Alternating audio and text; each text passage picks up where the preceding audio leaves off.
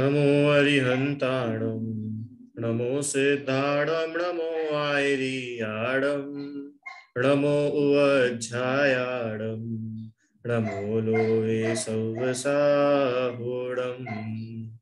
तीन भुवन में सा वीतराग विज्ञानता शिव स्वरूप शिव का नमः त्रियोग संहारिके। पंडित दौलतराम जी कृत 6 ढाला की चौथी ढाल की हम चर्चा कर रहे हैं। इसमें हमने अभी तक सम्यक ज्ञान का स्वरूप पढ़ना प्रारंभ करा था और अब हम लगभग आज उसको पूर्ण करेंगे। सम्यक ज्ञान किसे कहते हैं, सम्यक ज्ञान क्या क्या स्वरूप है, कैसा सम्यक ज्ञान होता है, कैसे सम्यक ज्ञान हो सकता है ना। इस प्रकार से हमने अभी तक इसमें पढ़ा था। सम्यक ज्ञान की कैसी महिमा है, ये सब हमने अभी तक जाना था। आज हमको अंतिम छंद है इसका कि सम्यक ज्ञान जो है वो कैसे हेल्प करता है। हेल्प करता है मतलब समता धारण करने में सम्यक ज्ञान का कैसे हेल्प मिलती है।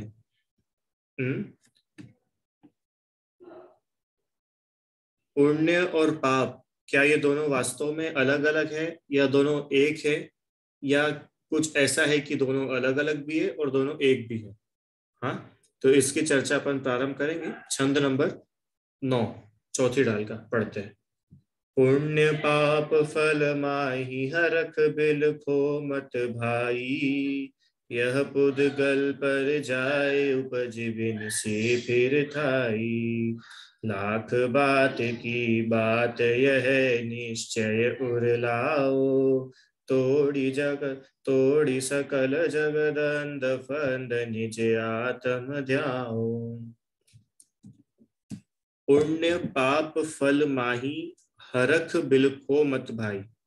स्क्रीन शेयर अभी यहाँ से नहीं हो रही है, इसलिए मैं आप लोगों के लिए बार बार रिपीट करूंगा। और मैंने इस पीडीएफ की लिंक जो है चैट पे डाल रखी है, तो आप लोग वहां से डाउनलोड कर लीजिए। पुण्य पाप फल माही हरख बिलखो मत भाई। क्या बोल रहे कि पुण्य और पाप के फल में, पुण्य और पाप के फल में हरख, हरख मतलब हर्ष, और बिलख, बिलखना माने रोना, है ना। अपन बोलते ना बिलख कर रो दिया, बिलखना माने रोना। और हर्ष ना, हर्ष करना मतलब खुश होना। तो पुण्य के फल में खुश होना और पाप के फल में दुखी होना, ऐसा मत करो। लिख बोला ना, पुण्य पाप फल माही, पुण्य और पाप के फल में हरख बिलखो मत भाई, खुश सुखी और दुखी मत हो। क्यों पुण्य और पाप के फल में सुखी दुखी क्यों नहीं होना? पुण्य के फल में तो सुखी होना चाहिए ना अपने को। अरे पुण्य के फल में अपने को सब अच्छा अच्छा मिलता है। पुण्य के फल में बढ़िया खाने के लिए मिलता है। पुण्य के फल में अच्छे कपड़े पहनने को मिलते हैं। पुण्य के फल में क्या मिलता है? पुण्य के फल में अच्छे परिवार वाले मिलते हैं। पुण्य के फल में खूब धन संपत्ति मिलती है, सब कुछ मिलता है। तो ये तो सब पुण्य के फल में मिलता ही है। हाँ, तो पुण्य के फल में जब ये सब मिल रहा है तो हम खुश होंगे कि नहीं होंगे? बिल्कुल खुश होंगे, होते ही है सभी लोग खुश। और पाप के फल में क्या होता है? पाप के फल में कुछ खाने पीने को नहीं मिलता, मतलब गरीबी मिलती है, रुपए पैसा आदि अच्छे से ही नहीं रहता जीव किसी के पास में, या परिवार वाले अच्छे नहीं होते, शरीर अच्छा नहीं मिलता, दोस्त अच्छे नहीं मिलते, बुद्धि कमजोर होती है और बीमार होता है। ये सब काम क्या है? ये सब पाप के फल में सब होता है। तो पाप के फल में हम दुखी भी होते कि नहीं होते? यार हम पुण्य के फल में हम सभी सुखी होते हैं और पाप के फल में हम सभी दुखी होते। अच्छा अरहम, आपके पास कोई प्रेजेंटेशन है लैपटॉप में? तो मैंने स्क्रीन शेयरिंग ऑन करी है, आप शेयर कर सकते हो? देखो आपके पास ऑप्शन आ रहा है। अरे वाह, बहुत बहुत धन्यवाद। हाँ, थोड़ा पीछे करना इसको, 2 स्लाइड पीछे करना। हाँ करो, और करो, बस बस, चलो बहुत अच्छी बात। ठीक है, पुण्य और पाप के फल में हमें क्या करना, उसका यहाँ पर उन्होंने बताया है। पुण्य और पाप के फल में हर्ष नहीं होना, हर्ष नहीं होना माने, हाँ आगे बढ़ाओ। हर्ष नहीं होना मतलब खुश नहीं होना, पुण्य के फलों में खुश न हो जाओ।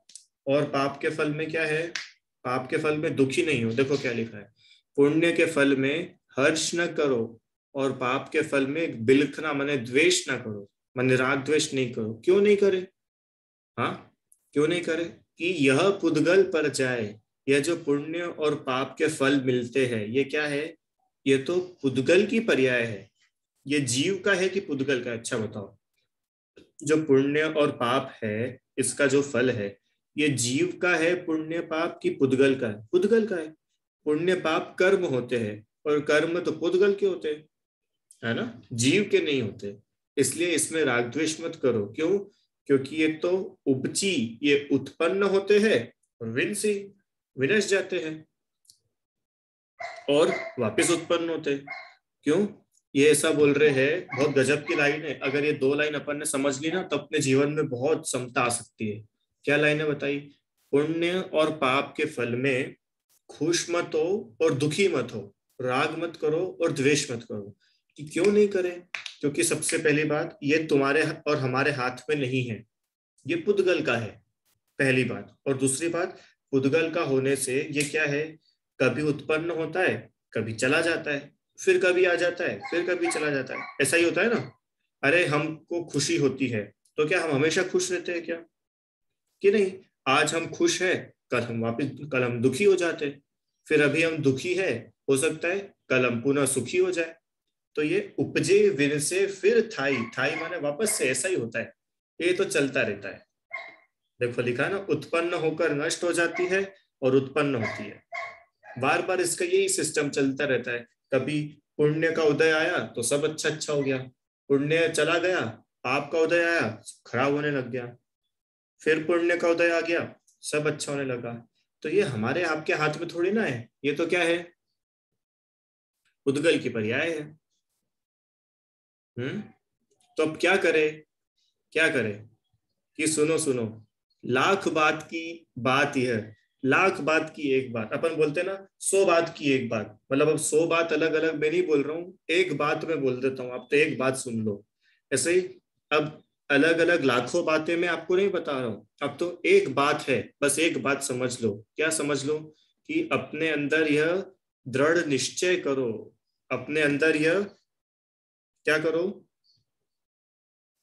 अपने अंदर निश्चय, निश्चय एक श्रद्धान मजबूत करो, पक्का करो। क्या, तोड़ी सकल जग दंद फंद, इस जगत के जितने भी द्वंद फंद है, जन्म मरण है, हाँ, और जितने भी मोह राग द्वेष के भाव है, या जो भी हमारे स्वरूप से हटकर के जितनी भी बातें इस जगत में है, उन सबका जो है हमारा संबंध उनके साथ में तोड़ दो। और क्या करो, अपनी आत्मा का ध्यान करो, अपनी आत्मा को समझो, पहचानो, जानो, उसमें लीन रहो। ये लाख बात की एक बात है। ये सार है, सार, सार माने जिस्ट, जिस्ट बोलते हैं ना इंग्लिश में, जिस्ट। हाँ, कि पूरी रामायण मत सुनाओ, आप तो ये बताओ आखिरी में क्या हुआ, कि आखिरी में रावण मर गया और सीता लंका आ गई, ठीक है। तो ये पूरी रामायण मत सुनो, अब तो ये बताओ कि हमको करना क्या है, कि निज आत्म ध्याओ, अपनी आत्मा को ध्याओ, आत्मा में लीन रहो। ये करने योग्य कार्य है ना। आगे बढ़ाना हम, देखो, हे जीव, पुण्य के फल में हर्ष मत कर और पाप के फल में विषाद मत कर। आप और हम लोग करते कि नहीं ऐसा, पुण्य के फल में तो खूब सुखी हो जाते हैं, और पाप के फल में, पाप के फल में क्या होते हैं, दुखी होते हैं। पुण्य के फल में तो खूब खुश होते हैं। हाँ, पुण्य के फल में हम क्या क्या करते हैं, मतलब कैसे कैसे होता है पुण्य का फल। पुण्य के फल में धन संपत्ति मिलती है, अच्छा शरीर मिलता है, चक्रवर्ती पद पुण्य के फल में मिलता है। और बढ़कर के बात बताऊं, तीर्थंकर पद भी पुण्य के फल में मिलता है। हाँ, सोचो आप लोग को तीर्थंकर बनना है क्या, क्यों, कितने बच्चे अब तीर्थंकर बनना चाहते हैं। कोई भी नहीं? सार्थक और सुहानी और अरहम 3, नवदा 4, बाकी कोई तीर्थंकर नहीं बनना चाहता का? अच्छा, मोक्षी 5, बस? ठीक है। अच्छा, और कितने भगवान बनना चाहते हैं? हाँ, अब भगवान में ज्यादा हाथ खड़े हो गए। हाँ, चलो अच्छी बात है। अब जिन्होंने भगवान बनना चाहते पे हाथ खड़ा करा, मैं उनसे पूछता हूँ, बताइए हिमानी जी, हम तीर्थंकर बनने की इच्छा क्यों नहीं रखे और भगवान बनने की क्यों रखे? अ, तीर्थंकर बन के फिर भी अपने पाप काटने होते हैं, और भगवान का मतलब ये है कि सारे पुण्य पाप सब खत्म करके सीधा मोक्ष में है। हाँ नहीं, जैसे पर भगवान भी होते ना, जैसे बाहुबली भगवान, वह भी अरहंत अवस्था में तो थे। उसके बाद उनने आयु पूरी करके वो सिद्ध अवस्था को प्राप्त उन्होंने करा। तो अरिहंत अवस्था में हम लोग जाना चाहते हैं कि तीर्थंकर बनना चाहते हैं? पर्टिकुलरली मुझे तो तीर्थंकर ही बनना है। हाँ, तीर्थंकर बनना तो सिद्ध बनने से ज्यादा ऊंचा है, क्योंकि तीर्थंकर तो मार्ग दिखाते हैं हम्म। मोक्ष का। हम्म। तो जो तीर्थंकर बने वो तो ज्यादा पुण्य का हाँ, की बात है। पुण्य की बात है, पुण्य का फल है कि हाँ तीर्थंकर बन पाए। तो मैं वही पूछ रहा था कि कितने जो आप लोग हैं, आप में से कितने ऐसा चाहते हैं कि मैं तो पहले तीर्थंकर बनूं फिर भगवान बनूं, और कितने ऐसा हाँ चाहते हैं कि मुझे तीर्थंकर की जरूरत नहीं है। जो जैसे रामचंद्र जी थे, वो तीर्थंकर नहीं थे पर भगवान हाँ है। जी। हनुमान जी तीर्थंकर नहीं थे पर भगवान है। हाँ, तो कितने लोग ऐसा चाहते हैं कि मेरे को तीर्थंकर नहीं बनना, मुझे तो कोई भी चलेगा ऐसा? उस ये, वक्त मैंने हाथ इसलिए नहीं उठाया क्योंकि इतना सामर्थ्य तो है ही नहीं कि शायद तीर्थंकर कभी बने। अरे ऐसा मोक्ष मिल नहीं जाए है। वही बहुत है। नहीं ऐसा नहीं है, सामर्थ्य तो बहुत है अपने अंदर। मैं वही बोल रहा हूँ ना, अपने को, चलो हाथ नीचे कर लो सभी लोग, अपने को अभी भी पता है क्या लगता है? तीर्थंकर बनना बहुत बड़ी बात है। सभी को लगता है तीर्थंकर बनना बहुत बड़ी बात है भी सही, माना है, पर भगवान बनना ज्यादा बड़ी बात है। अच्छा मुझे बताओ, आप तीर्थंकर बन गए तो क्या आप तीर्थंकर बने रहोगे? क्यों सार्थक, आप कभी तीर्थंकर बन गए मान लो, तो आप हमेशा तीर्थंकर बने रहोगे क्या, कि कभी ना कभी तीर्थंकर अवस्था को भी छोड़ना पड़ेगा? छोड़ना पड़ेगा ना। जैसे महावीर भगवान तीर्थंकर थे, तो क्या वे अभी तक तीर्थंकर है? नहीं, अब वो तीर्थंकर थोड़ी है, वो तो अब सिद्ध बन गए। तो हमारा उद्देश्य सिद्ध बनना है कि हमारा उद्देश्य तीर्थंकर बनना है? ये बात कंफर्म है कि तीर्थंकर बनने पर भी भगवान तो सिद्ध तो बन ही जाएंगे, उसमें कोई डाउट नहीं है। पर फिर भी हमारी दृष्टि किस पर है? हमारी दृष्टि है तीर्थंकर पने पे। क्यों? अब तीर्थंकर पना हमको बहुत फैसिनेटिंग लगता है। तीर्थंकर होंगे तो हमारा गणधर होंगे, हमारा समोशरण होगा, देव आकर के हमारी सेवा करेंगे। हाँ, और 3 गति के जीव आकर के हमारे समोशरण में लाभ उठाएंगे, हमारा धर्म चक्र हमारे साथ चलेगा, और बहुत कुछ, इतना सारा सब होगा। अगर ये सब हमको पसंद आ रहा है, इसका मतलब हमको आत्मा पसंद नहीं आ रही है, हमको ये बाहर की चीजें पसंद आ रही है, भले ही वो तीर्थंकर भी क्यों ना हो। समझ में आया क्या?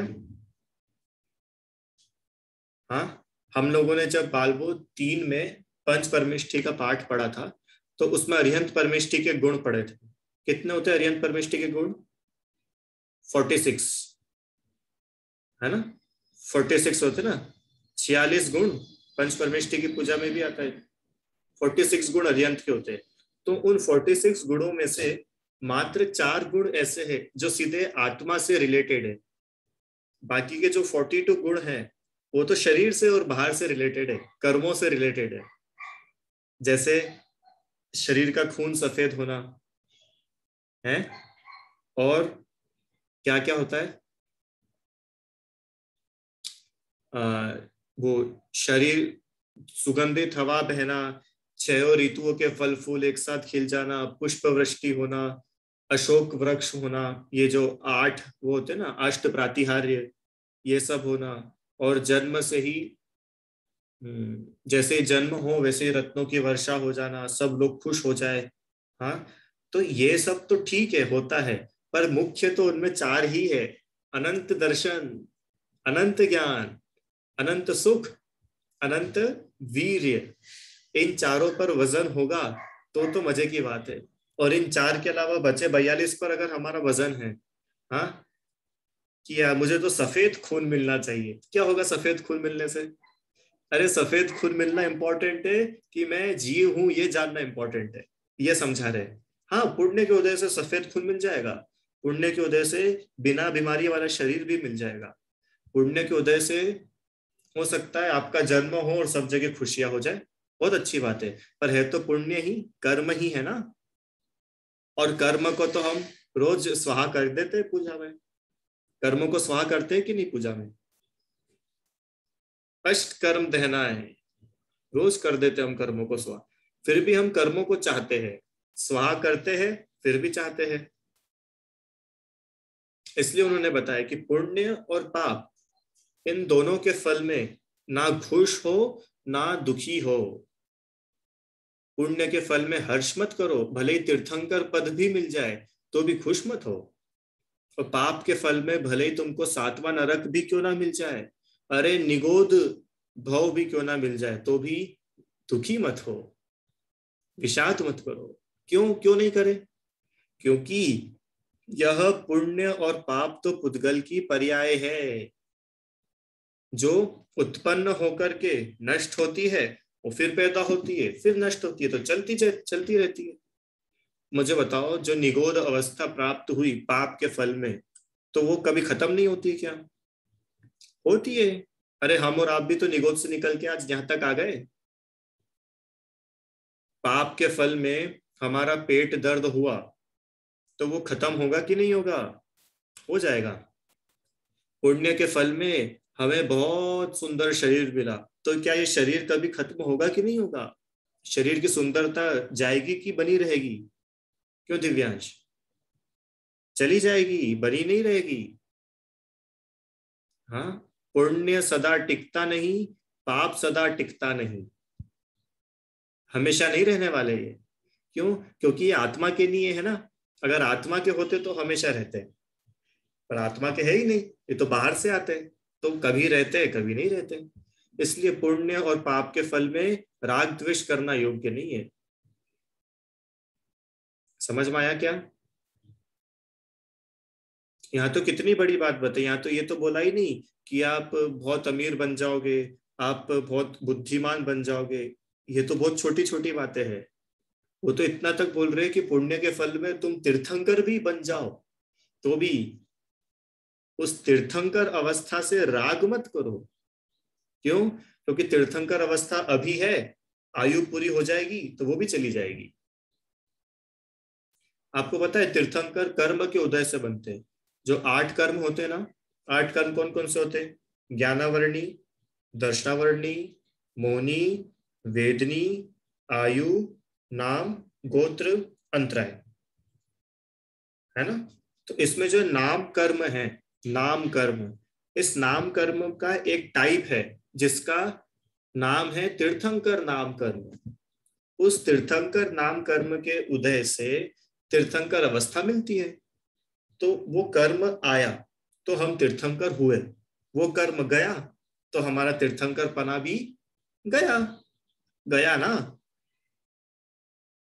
जैसे चक्रवर्ती, भरत चक्रवर्ती थे, तो क्या भरत आज तक चक्रवर्ती है? नहीं है, चले गए वो तो, उनके बाद बहुत सारे चक्रवर्ती हो गए, है ना। इसलिए ये पुण्य के फलों में राग करना उचित नहीं है, ठीक है। आगे, लाख बात की बात, समस्त उपदेश का सार तो यही है कि शुभ अशुभ भाव वह संसार का ही कारण है। आहा, शुभ भाव, ये बहुत समझने की विचारने की बात है, इस पर अपन अभी बात करेंगे। इसीलिए उसकी रुचि छोड़कर, किसकी रुचि छोड़ना है? शुभ अशुभ भाव की, माने पुण्य और पाप में से अपनी रुचि को हटा करके कहाँ पे अपना मन लगाना है, कहाँ पर अपना ध्यान होना चाहिए? स्वोन्मुख, स्वोन्मुख मतलब स्वयं की ओर, निज आत्मा की ओर होकर निश्चय सम्यक दर्शन ज्ञान पूर्वक निज आत्म स्वरूप में एकाग्र होना चाहिए। ये सार है। सार ये नहीं, यहाँ पे देखो उन्होंने ये नहीं बोला कि तुम तो तपस्या करके तीर्थंकर बन जाओ, तुम पुण्य कमा करके चक्रवर्ती बन जाओ। नित आत्म ध्याओ, आत्मा का ध्यान। क्यों? उसके फल में सब मिल जाता है, मांगना नहीं पड़ता है ना। देखो नेक्स्ट, आगे करना आराम। ये देखो, अब पुण्य किसे कहते हैं, सब लोगों का प्रश्न होता है, हालांकि आप सब लोग जानते हो, पर फिर भी पुण्य मतलब होता क्या है। तो यहाँ पर पुण्य की परिभाषा दी है। किसे कहते हैं पुण्य? जो आत्मा को पवित्र करे, या जिससे आत्मा पवित्र होती है, या जीव के दया दान आदि शुभ परिणाम पुण्य कहलाते हैं। शुभ परिणाम मतलब ऐसे परिणाम जिनसे हमें अच्छा लगता है, हमें शांति होती है, वे सब पुण्य कहलाते हैं। ठीक है। दया करना, दान करना, पूजन करना, अभिषेक करना, स्वाध्याय करना, आहार देना, किसी की हेल्प करना, भगवान के दर्शन करना, मंदिर की सेवा करना, जिरवाणी की सेवा करना, हाँ स्वाध्याय, जितने भी कार्य हैं जिनसे हमें अच्छा लगता है, शांति मिलती है, सेटिस्फेक्शन की फीलिंग आती है, वो सब क्या कहलाते हैं? पुण्य। पुण्य आप हम सब समझते ही है बहुत अच्छे से, पुण्य किसे कहते हैं। आगे नेक्स्ट, पाप। पाप, अच्छा पुण्य का फल, पुण्य के फल में क्या क्या बनते पता है? तीर्थंकर, गणधर, ऋषि, चक्रवर्ती, बलदेव, वासुदेव, देव, विद्याधर आदि आदि विभूतियां पुण्य के फल में प्राप्त हुई। ऐसा नहीं है, आगम में पुण्य की भी खूब व्याख्या करी है कि पुण्य के फल में क्या क्या मिलता है। पुण्य के फल में, उसमें लिखा है ना, दान, दान के फल में क्या क्या मिलता है। दान के फल में अगले भाव में बहुत सुंदर शरीर मिलता है, खूब धनवान बनते हैं, हाँ, चक्रवर्ती पना मिलता है, और क्या क्या नहीं मिलता दान के फल में अकेला, है ना। पर फिर भी ये सब है तो क्या? संसार ही है तो संसार ही। ठीक है, उसको उस विजन से देखो। अभी वो आगे आएगा, उसमें डिफरेंस पुण्य और पाप में, जो मैंने कल पूछा था ना आपसे कि क्या पुण्य पाप में कोई डिफरेंस है कि दोनों एक जैसे है, वो आगे आएगा। पाप किसे कहते हैं? कि जो आत्मा को अच्छे कर्मों से दूर करे, या जो आत्मा का पतन करे। पतन करे मतलब आत्मा को गिराए, आत्मा के भाव को गिरा दे, आत्मा में क्या करे? आत्मा में अपवित्रता फैलाए, है ना, हमारे भाव खराब हो जाए, ऐसे कार्य कहलाते हैं पाप के कार्य। पाप भी आप सभी को मालूम है क्या क्या होते हैं। मुख्य रूप से हिंसा, झूठ, चोरी, कुशील, परिग्रह, है ना, ये पाप। और ये सब हम बहुत डिटेल में पढ़ चुके हैं। फिर इसमें विद्रव्य हिंसा, भाव हिंसा, एक्सेट्रा एक्सेट्रा, बहुत सारा पढ़ा हुआ है। मोह, राग, द्वेष, ये सब पाप है। राग को भी पाप बोला है ना। मोह, राग, द्वेष क्या है? भाव हिंसा, भाव हिंसा पाप है। आगे, अब पुण्य और पाप समान है क्या? क्या पुण्य और पाप एक जैसे है कि अलग अलग है? तो उसमें दो बेसिस बनाए हैं डिफरेंस के, कि एक तो पाप के कंपैरिजन में और एक आध्यात्मिक दृष्टि से। तो पहले पाप के कंपैरिजन में अपन देखते हैं कि पाप के साथ में अगर हम कंपेयर करें तो पुण्य और पाप एक जैसे तो नहीं है, क्योंकि क्लियरली हमको समझ में आता है कि पुण्य बहुत महान है और पाप बहुत खराब है। अगर पाप के साथ अगर हम पुण्य का कंपैरिजन कर रहे हैं तो वापस से ध्यान से सुनना, अगर पुण्य और पाप इन दोनों को अलग अलग रख रहे हैं और फिर कंपैरिजन कर रहे हैं, तो डेफिनेटली पुण्य बहुत अच्छा है और पाप खराब है। अरे आप मुझसे आकर के पूछो कि सर हमको दो में से एक ऑप्शन चूज करना है, हम पुण्य करें कि हम पाप करें, तो मैं आपको क्या बोलूंगा? कि नहीं दोनों एक जैसे, आप तो कुछ भी कर लो, ऐसा बोलूंगा क्या? क्या बोलूंगा? कि पुण्य करो, है ना। तो ये तो एक डिफरेंस है दोनों में कि पुण्य अच्छा है पाप के कंपैरिजन में, और पाप इज बैड, पाप बुरा है। अगला, क्योंकि सम्यक दृष्टि का पुण्य परंपरा से मोक्ष का कारण है, संसार का नहीं, और पाप तो संसार के कारण है। कि पुण्य जो है ना, पुण्य भी मोक्ष जाने में कारण बन जाता है। अब आप बोलोगे कि सर ये तो दो दो बात बोल रहे हो आप, एक तरफ बोलते हो कि पुण्य से संसार मिलता है और दूसरी तरफ बोलते हो कि पुण्य मोक्ष जाने का कारण है। कि सुनो सुनो हम स्वाध्याय कर रहे हैं, अभिषेक करेंगे, पूजन करेंगे, मुनिराज की सेवा भक्ति करेंगे, आहार देंगे, हाँ जितने भी पुण्य के काम है, शुभ परिणाम जिनकी बात करी थी, तो वो उन सभी से तो हमको ये संस्कार मिल रहा है। क्या संस्कार मिल रहा है? कि हम भी जीव है, भगवान बन सकते हैं, तो हम उस दिशा में आगे बढ़ पा रहे हैं।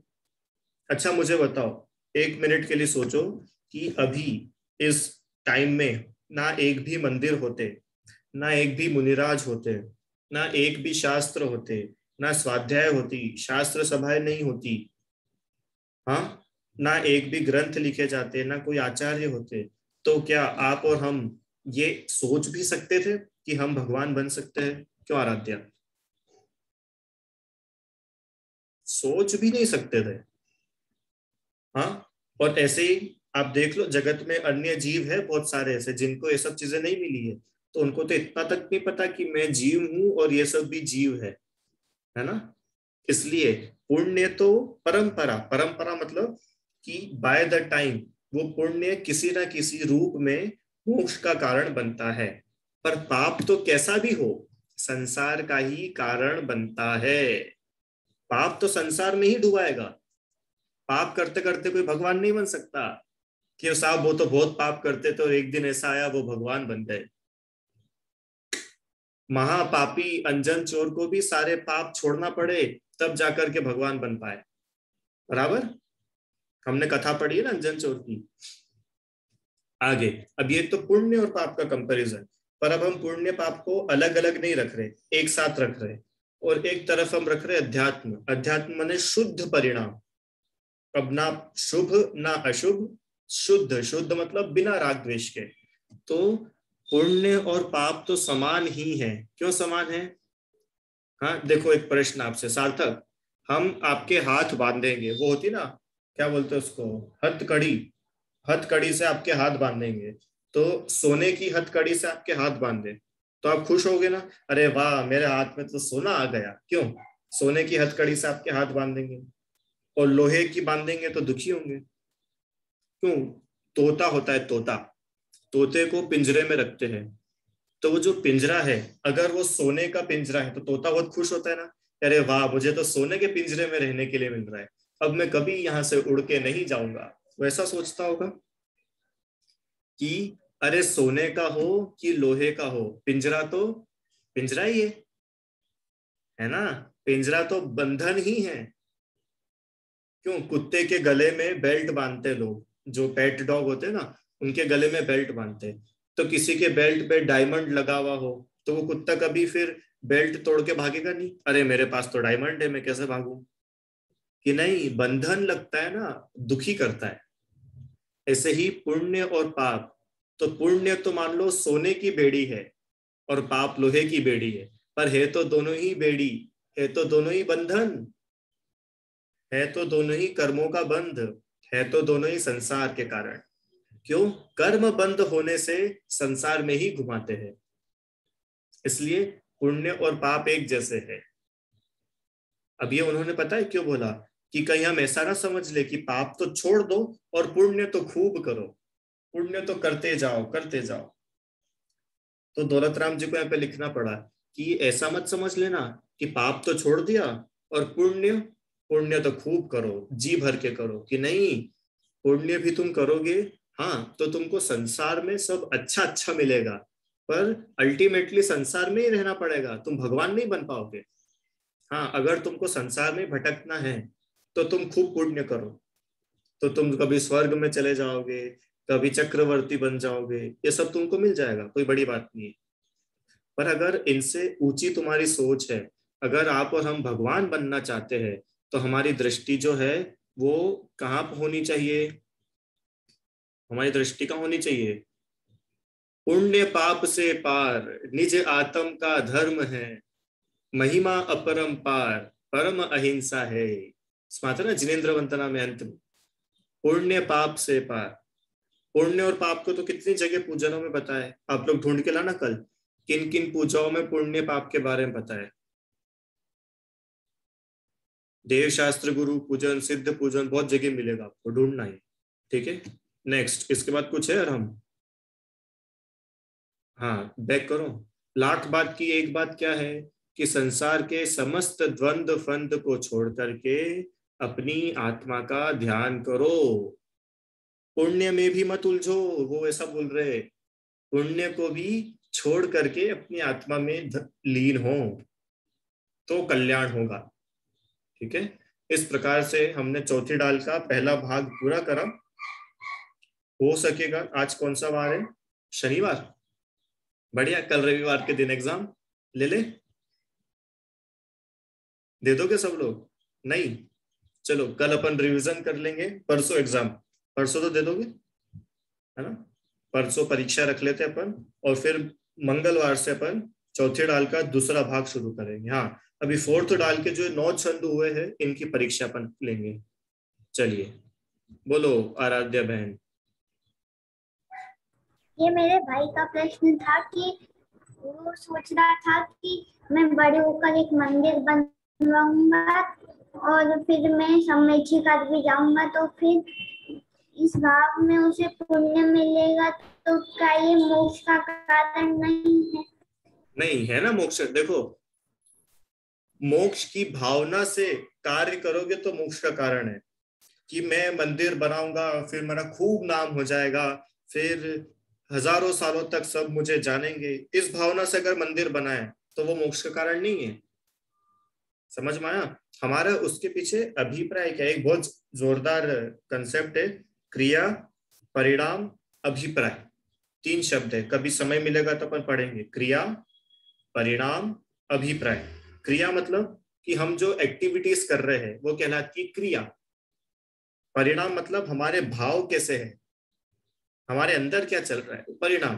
और अभिप्राय माने हमारा इंटेंशन क्या है, हमारा इंटेंशन क्या है। और इन सब में सबसे ज्यादा फल मिलता है अभिप्राय का, हमारे इंटेंशंस का फल मिलता है हमको। क्रियाओं का फल तो बहुत कम है। क्या सुन रहे हो सब लोग? क्रियाओं का फल तो बहुत कम है, हमारे इंटेंशन क्या है उसका फल बहुत ज्यादा है। सबसे अधिक फल है इंटेंशन का। अगर मान लो मैंने इतनी छोटी मूर्ति विराजमान करी, पर मेरा इंटेंशन ये है कि इस मूर्ति के लोग दर्शन करें और उन्हें सम्यक दर्शन प्राप्त हो, तो बहुत अच्छी बात है। और मैंने बहुत बड़ी 100 फीट 108 फीट की प्रतिमा विराजमान करी और मेरा इंटेंशन है जब जब लोग इस मूर्ति के दर्शन करेंगे तब तक वो मुझे याद रखेंगे, तो यहाँ पे इंटेंशन बदल गया। क्रिया तुम्हारी भले ही बहुत अच्छी थी, बहुत बड़ा काम करा तुमने, पर तुम्हारा इंटेंशन सही नहीं है तो उसका फल नहीं है। इंटेंशन का फल मिलता है, आपका अभिप्राय क्या है। ठीक है, स्वाध्याय करना, मंदिर बनाना, तीर्थ यात्रा करना, बोलते ना भाव सहित वंदे जो कोई, ताको नरक पशु गति नहीं हुई। हाँ, एक बार नहीं, भाव सहित। ये तो एक बार तो क्या, वो डोली वाले तो हजारों बार घूम लेते, तो क्या वो नरक पशु में नहीं जाएंगे? खाली पर्वत के चक्कर लगाने से भव भ्रमण का नाश नहीं होता। भाव क्या है, भाव अभिप्राय क्या है। ठीक है, इस प्रकार से समझना। जिनवाणी स्तुति। निज निधि निज में बताई, यह अनंत उपकार है, इसके लिए जिन वाणी माँ को वंदना शत बार है।